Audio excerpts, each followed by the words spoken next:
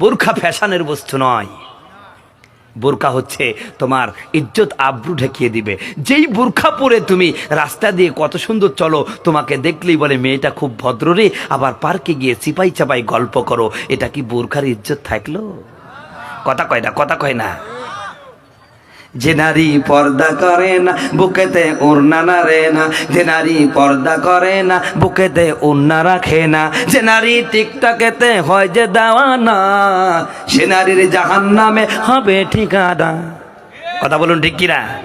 আজকে কত মেয়ে আছে ভাই, কত বুরকালি আছে, রাস্তা দিয়ে যাবে যখন রাবিয়ায় বসরিয়ায় বাঙ্গালিয়া, টিকটকেতে একদম অর্ধ উলঙ্গ নায়িকা।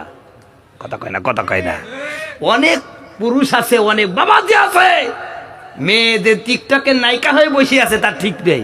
উনি মসজিদে গিয়ে সুবহানাল্লাহ সুবহানাল্লাহ জিকির করে। কথা কয় না, কথা কয় না। এদিকে তুমি দাউস হয়ে আসো। আমি মনে করি কোন স্বামী, কোন বাবা একটা সাবালিকা মেয়ের হাতে অ্যান্ড্রয়েড ফোন দিয়ে তুলে দেওয়া মানে নিজ হাতে পর পুরুষের কাছে দেওয়া। কথা বলুন ঠিক কিনা? এজন্য মেয়েদেরকে বলবো, মায়েরা এই ফোনের মতন গজব থেকে দূরে থাকার চেষ্টা করো। কথা বলুন ঠিক কিনা? আর মেয়েদের কি করবে, বিয়ে দিতে দিতে 35 বছর হয়ে যাচ্ছে, বুড়ি হয়ে যাচ্ছে, উপায় তো নাই। কথা কয় না কেন? অল্প বয়সে বিয়ে দিয়ে দেন, দেখবেন ইনশাল্লাহ তার চরিত্র ভালো হয়ে যাবে, এরপরে পড়াশোনা করান। কথা বলুন ঠিক কিনা?